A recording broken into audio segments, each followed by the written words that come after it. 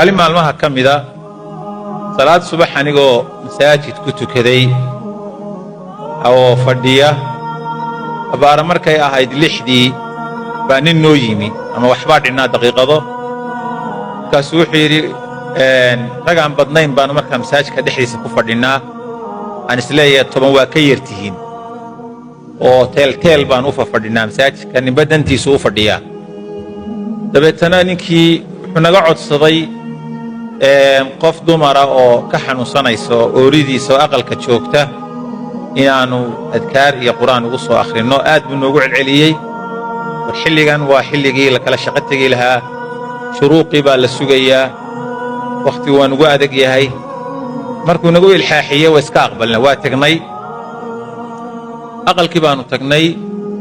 waa guri nusbalooda 3 maqsin iyo suuliye kitchen iyo waxa